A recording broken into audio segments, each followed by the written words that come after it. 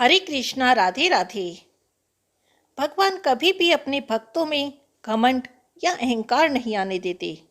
अगर उन्हें लगता है कि उनके भक्तों में लेश मात्र भी अहंकार या घमंड आ रहा है तो तुरंत ही कोई लीला करते हैं और अपने भक्त को इस बुराई से बचा लेते हैं।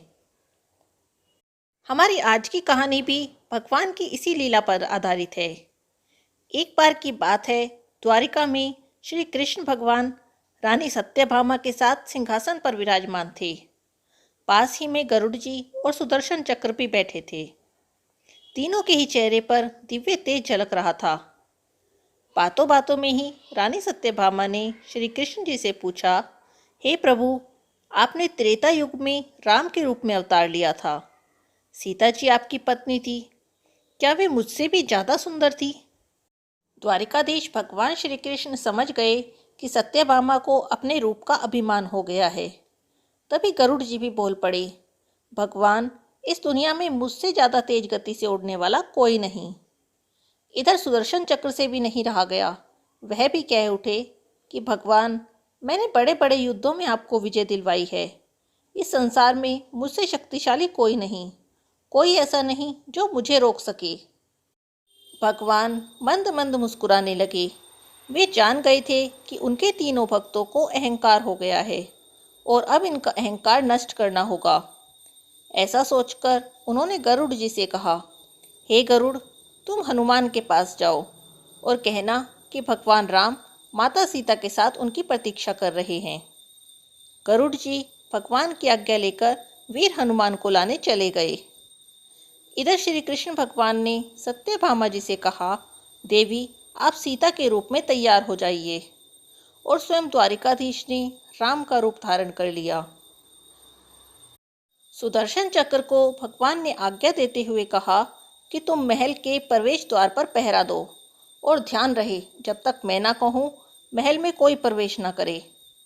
भगवान की आज्ञा पाकर चक्र महल के द्वार पर तैनात हो गए।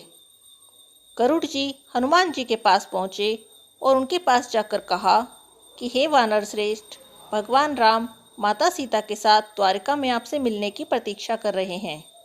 आप मेरे साथ चलें, मैं आपको अपनी पीठ पर बैठाकर शीघ्र ही वहां ले जाऊंगा। हनुमान जी ने भी विनयपूर्वक गरुड़ से कहा, आप चलिए, मैं आता हूँ। गरुड़ जी ने पता नहीं क्या सोचा, मन ही मन बोले, पता नहीं यह बूढ़ा वानर कब तक पहुँचेगा। खैर, मैं भगवान के पास चलता हूँ और उन्हें ये कह देता हूँ। यह सोचकर गरुड़ जी शीघ्रता से द्वारिका की ओर उड़ चले। पर यह क्या, महल में पहुंचकर गरुड़ जी देखते हैं कि हनुमान जी तो पहले से ही प्रभु के सामने बैठे हैं।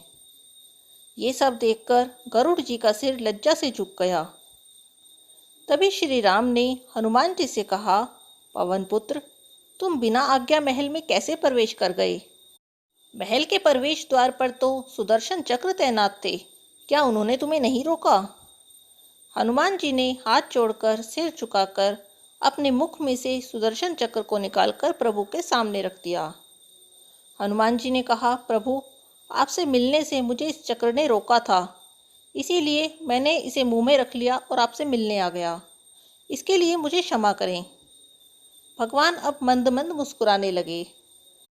तभी पवन पुत्र हनुमान ने हाथ जोड़ते हुए श्री राम जी से प्रश्न किया, हे प्रभु, गरुड़ जी ने कहा था कि आप माता सीता के साथ मेरी प्रतीक्षा कर रहे हैं, पर मुझे तो माता सीता कहीं दिखाई नहीं दे रही।